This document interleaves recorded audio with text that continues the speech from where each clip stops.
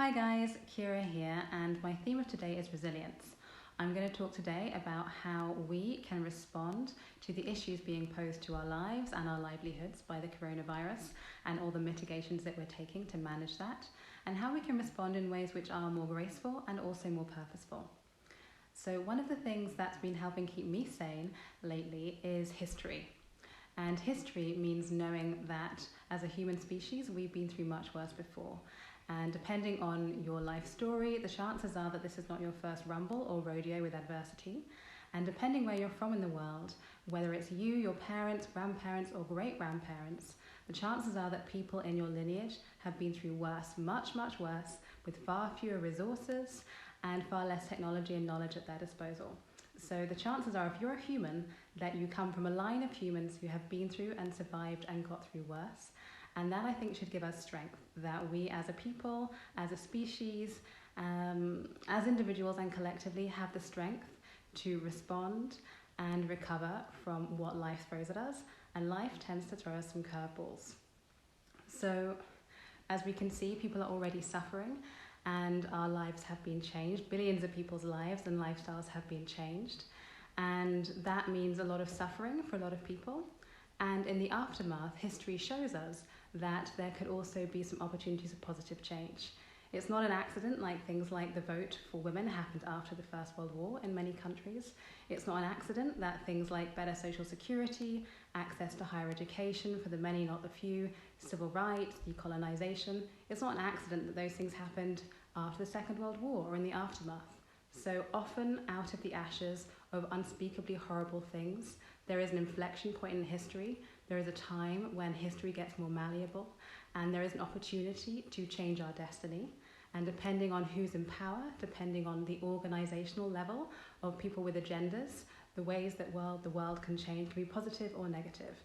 And so that's why it is very important that if you're someone who is committed to positive change for yourself, for your family, for your community, for your country, if you're someone who does believe in treating others well, if you're someone who does believe in equality and justice, that it's very important that you don't shrink right now, that you don't go into a fetal crouch of, oh my God, I can't cope, I can't. It's very important that you stay strong, that you survive this, and that you stay resilient and get very clear on the positive changes that you would like to see coming out of the changes that are happening to the world, because change is coming. So that's a bit of a dramatic start to my live today, but I'm going to talk a little bit about things which are both practical but also mindset related that I think can help all of us, because all of us are going to be experiencing change, whether it's in our lives individually, in our work, in our relationships, in our family, and also more long term as a society. So one of the things that I found really helpful, again, in keeping me and my clients on point and sane, is really staying in our lane and not getting too caught up with trying to worry about how everyone else is responding, how they should be responding, why aren't they reacting more, why aren't they reacting less. When we get really into what other people are doing, it's very easy to get angry and frustrated and really scared, and that doesn't help our immune systems and it doesn't help us take better care of our lives and our families. So one of the things that I find really helpful, and it's going to be a recurrent theme today, is staying in your lane and remembering to anchor back into what you can control and what is yours to take care of. And in fact, there are 4 C's that I'm going to be referencing throughout my talk today. And those 4 C's start with care. They start with caring for yourself and caring for those in your immediate environment, because that is within your control. You can control how you treat your body, how you treat those around you, looking after your neighbours. There is a certain degree of control there, which is important to really own and take responsibility for. The second C that I want to talk about is connection. And that means connecting to your own inner wisdom, your own instincts about what's going to keep you and your family safe, but also connecting to others around you and connecting to your passions. For some of us, though not all of us, some people are still working really hard. In fact, they're doing more hours than usual in their jobs if they're key workers. But for many of us, we've been given the mixed blessing of more time, more leisure time. And one of the ways in which we can stop that from being a time of anxiety is by having that be a time when we really get to connect with the parts of ourselves that we haven't been taking care of before now. So are there passions that you want to reignite? Are there interests that you've let lapse? Are there people that you really should talk to more often than you do? Now is a time to really connect with other people, connect with yourself, and connect with your passions. And I find that when you're more connected with your passions, with your interests, and with others around you who give you good energy, that brings me to my third C, which is about change. You become more open to intuition about what changes you would like to see in your own life and in the community around you. And this time of enforced solitude for many of us is a time where we can do a lot of thinking. And I want that to be important, valuable thinking about what we would like to change in our lives and what we would like to change in the world around us. Because again, as I said before, this is a time when the world is changing. The status quo is going to be different after this coronavirus has subsided. And so it is up to us to get organized about what is the change that we would like to see in the world. Whether that be a smaller change in your own life, about your health, about your job, about how you're living, about your relationships, whether it be a change in your community, about how you take care of each other, or whether it's a political or societal or economic change. We need changes on all of those levels. And so it's very important that you're using this time to get coherent and clear about what is the change that you would like to see. And when you're clear on that, that brings me to my fourth C, which is create. So it's all very well having the ideas, having the inspiration, having the intuition, but there needs to be more than that. There needs to be execution. You need to actually be not just deciding, yes, I really want to pick up the flute again after 15 years. You actually have to do it. You actually have to get involved with the changes and the causes that you've identified as important to you. So creativity comes in many forms. Yours might be connected to the performing arts, but it doesn't have to be. Change could be in any aspect of your life or your community. And it's up to you to think about what is the way in which you can be a creative force in bringing that change about. So those are the 4 C's that I want to lay out for you. And I think they're going to be really helpful into responding some of the questions that people in my group have submitted to me. So big thanks to anyone who's already submitted a question. They were really varied and really helpful. And I've actually made notes. I don't normally make notes, but I made notes for you guys today. So I want to make sure I address all of your questions. So I'm looking over there, it's just because I'm looking at your notes. So I think I'm going to start with a question about how you deal with other people who are responding differently from the way you respond. So the question here is, one of my biggest challenges is how to deal with people who put profits before human life. It's heartbreaking to see people being so greedy. And for example, shops that are buying from big supermarkets and then adding a 200% margin and pretending that everything is bio or organic. So this is a really good question, and I think there are a lot of people who are feeling that way. They're feeling frustrated and angry that other people don't seem to be taking it seriously, or that the people are taking it too seriously. We get into a lot of judgment about how other people are handling and responding to this. And of course, someone very callously taking goods that people can see are going to be in high demand and actually medically necessary for a lot of people, and then making them expensive to purchase at this time is not a good thing. That said, I think we all need to be careful about where we're directing our energy. I've never, all these people who are making a profit in these unethical ways, they're getting so much exposure right now. And in a way it's good because it means they get their comeuppance, they get sort of called out socially and reprimanded for how callous they're being. On the other hand, I would really like to see some of that energy directed where we have more influence. So again, this comes back to my point about staying in your lane and not becoming the policeman for the world. So there might be some policemen watching, and if you're watching, then you're very welcome. But most of my audience are not policemen or women, so why do we go around trying to police other people's behaviour when unfortunately we do not have the ability to control it? We can be even more powerful when we're focusing that energy on the change that we want to create around us. So if you're someone who is triggered by these issues because you very strongly believe in equality, in workers' rights, in access to healthcare and sanitation for all of those things, well, these are not new issues. These are issues that are relevant every single day, and there are things that you can be doing actively in your community or in your political processes or in your locality to help with these causes. If you're someone who believes in better business practices, then one thing that I think would be a really powerful way of showing up right now is by supporting all the good businesses, all the ethical businesses out there. And there are lots of ways of doing that. It could be by buying from them. It could be by ordering takeout when you can't sit in the restaurant. It could be by going to do that online yoga class. There are lots of ways in which we can be patrons of ethical businesses right now. But even if you don't want to support them in that way, how about promoting other people's businesses or sharing best practice, or really celebrating the people who are doing well, because there are a lot of people who are doing the right thing or really trying to do the right thing. And I would love it if some of the traction, some of the Facebook posts that I'm seeing about these two guys who tried to sell a lot of hand sanitizer in an unethical way, I would love it if some of that energy was being directed to all the many good businesses and good people who are doing an amazing job, or trying to pay their staff when it's tight for them to do so, or finding ways to be creative and keep serving their communities when they can't see them in person. So I think it's great that you have this social conscience, and you should keep that about yourself. And remember, when you stay in your own lane, you are even more powerful. So think about, are there areas in myself, in my immediate community, where I can be supporting and shining energy on the people and the practices that I would like to see more of. So those are the thoughts I'm going to leave with you now. Let me know how that works for you. The second question I want to ask is from a photographer. So this is from Romy, who's an amazing photographer. So anyone who loves portraiture, go and check out Romy Maxime on Instagram. She has a really beautiful style. And she's already a very successful photographer. She's had her work featured in Vogue. She's great. And she's talking about how she can bring more steady passive income so that she can work online and location independent. Makes sense, right? So I would say there are kind of two approaches to weathering a financial or economic storm, which we currently seem to be in. So one of them is a kind of maintenance and repair mode.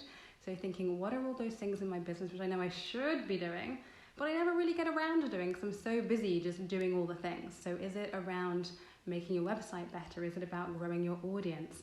Is it about creating relationships with the kind of clients that you would like to work with in future? Because at some point, you know, we've had photography, I don't know how long we've had photography, over 150 years, right? We've had world wars, we've had all kinds of horrible things happen, and still photography has always been with us. So people are going to start using and wanting photography again soon, even if they pressed pause for a moment on that. So there will be a reward to come to those who are planting seeds now and making sure they're in top shape and their businesses are in good shape for when things have an uptick. But another approach you can take is thinking, what are the kind of new ways of working that I would like to experiment with? And you've talked about passive income. So passive income is rarely easy income. It requires either capital investment or time investment. So you know better than I do what your situation is on that. What I would say as a photographer, and having looked at your work, which I love, by the way, it kind of makes me think of like Richard Avedon, sort of wonderful 60s, 70s Vogue kind of edgy work and high fashion, the way that you work. So I would be thinking about what are the ways in which I can add value online or in ways which are location independent. So even before and irrelevant to the coronavirus, there were already platforms where you can sell art online, including portraiture and photography. So that's something to think about. There are also ways in which maybe you could sell stock photography. So that's something that's also worth thinking about, whether or not you would want to do that again through a platform or by building your own brand as someone who offers stock photography. A third option to you would be maybe selling presets. You have a really beautiful look to your photographs. So I know you do a lot of work on film, but if you also do stuff digitally, are there presets that you could sell so that others could then benefit from your beautiful eye and having that look to their photography as well? And then fourth is maybe teaching. So what you do has a great look to it. Could you teach others to do the same? And is that something you can do online? So those are some ideas for you on passive income, and also about how you can be spending your time really working and building relationships that are going to serve you well through this crisis and also afterwards. My third question is from Annalisa. So big shout out to Annalisa, because she does a lot of work supporting the community here in Berlin, supporting creatives and supporting entrepreneurs here. And she says, actually, the corona situation has had rather a positive impact. Interesting. I had to postpone all of my workshops, but I also managed to start making online workshops and found new customers in San Francisco. Wasn't that cool? Which is amazing. And she also teaches children and their parents how to carve crochet hooks. And she also said that she's seeing a lot of solidarity and goodwill to support small businesses, which I'm not surprised, by the way, because you do a lot yourself to support and show solidarity to others. So it makes sense that it's coming back to you now. And many people want to buy from local crafters, but what they don't know is that handmade furniture is more expensive than IKEA, and therefore I sometimes feel bad when I tell the price. And I know they mean well, but if I were to charge under the price, then I wouldn't actually earn anything and lose money. So this is my challenge, how to be polite, but also navigate the fact that your prices might be more than some people want to pay. So really interesting questions from Annalisa. Firstly, well done for taking parts of your business online so quickly. That's amazing. And it's great that you're already activating the audience that you have. When it comes to pricing, I could do a whole training just on pricing. But firstly, I would challenge you on a few things. So just because there is a change in human behavior in the economy doesn't necessarily mean that you need to discount at all or that you need to change your prices. There might be reasons to do that, but not necessarily. That depends on your business model and who you're trying to serve. You mentioned that some people don't understand that handmade furniture is different and therefore more expensive than something you could buy from IKEA. So again, I challenge you on who is the customer that you're trying to attract. While it is beautiful that you serve the wider community in the ways that you do, it could be that not everyone who is in your community is also going to be the right person to be the customer for your furniture.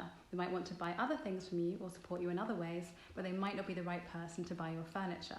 Because, who doesn't know? Firstly, who doesn't know that a handmade piece of furniture would cost more than an IKEA piece of furniture? Who is that person who doesn't know that? And whoever that person is, they're probably not your ideal customer.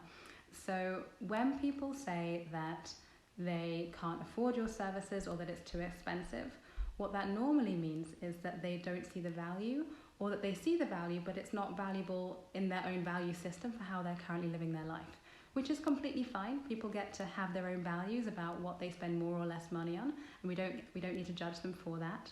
But the person who's going to buy handmade furniture is probably someone who's looking to invest. They're probably not looking for a bargain.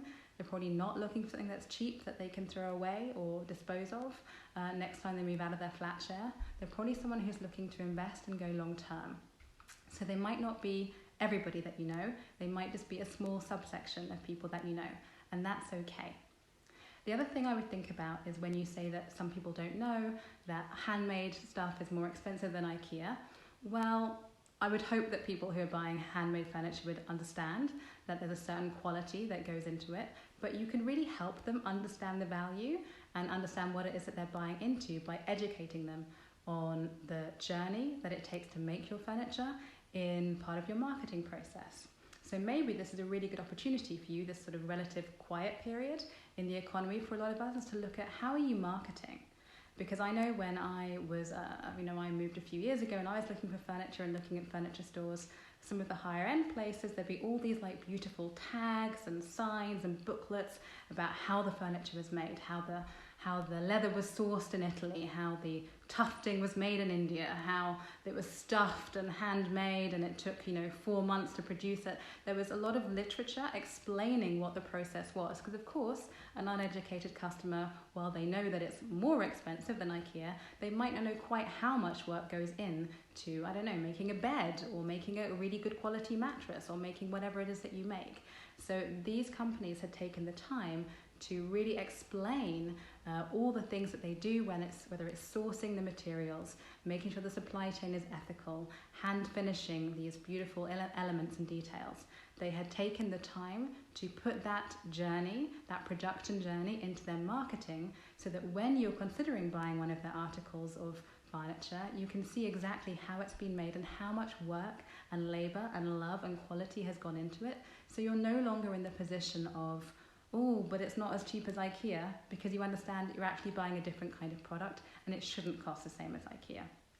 So those are my thoughts for you, really getting clear on who is the kind of customer that you should be serving for your hand-carved or handmade furniture, and how can you help them understand the value and the amount of love that you put into your work by using your marketing or your promotion or your display tactics to show the quality that goes into your furniture all throughout the production process.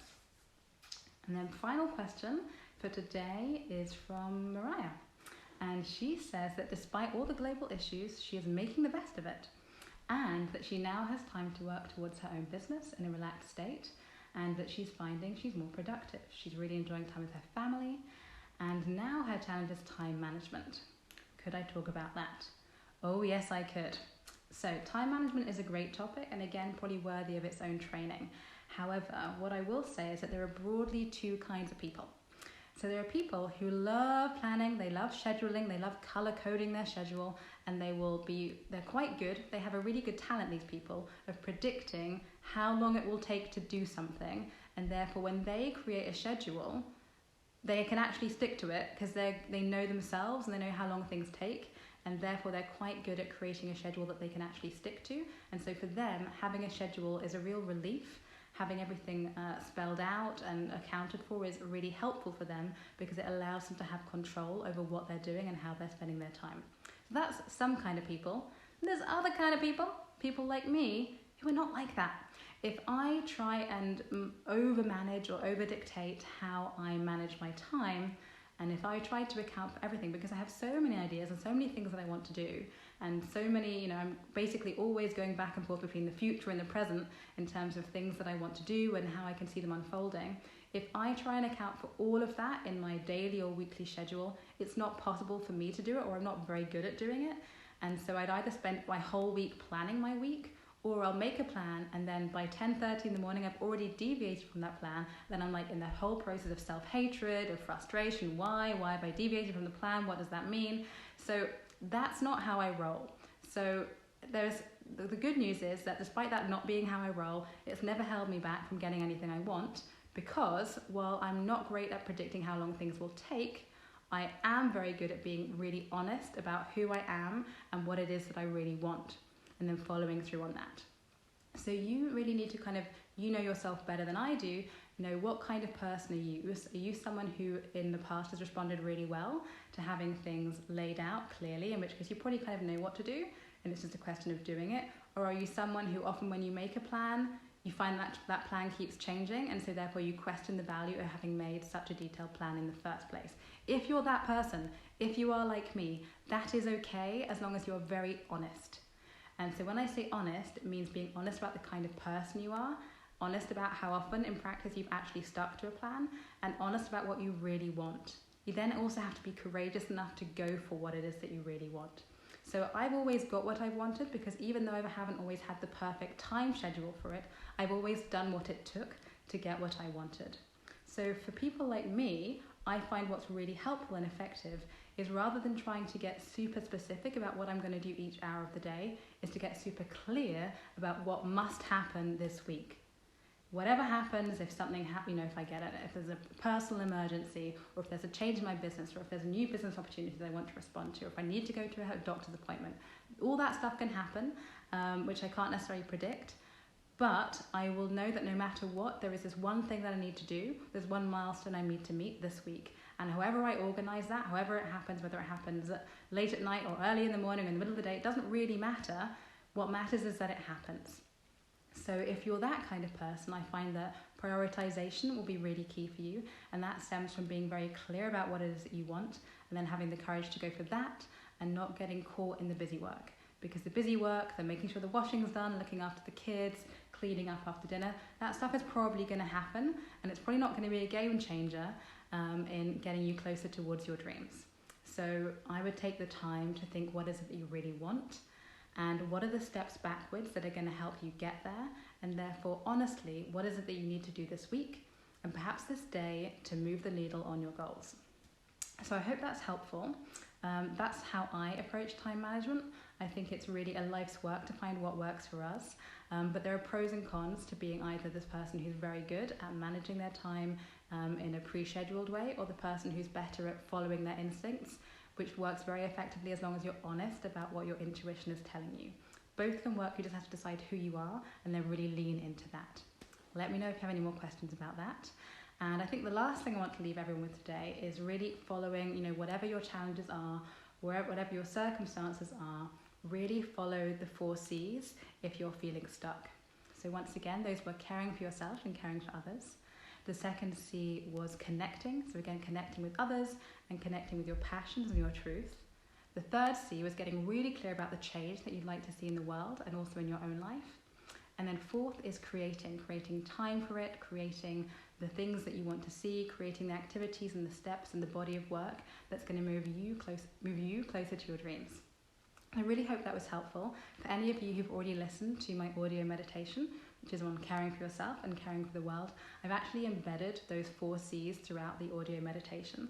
So if you're looking for a resource that's going to help you set up your day more clearly, more powerfully, with more intention, then I really recommend downloading that audio. I'm going to leave a link for that in the comments. So I hope you enjoyed this video. If you did enjoy it, please share it with your friends, please like it, give me a thumbs up. And if you have any more questions, come and talk to me in the comments and I'm happy to answer. Bye for now.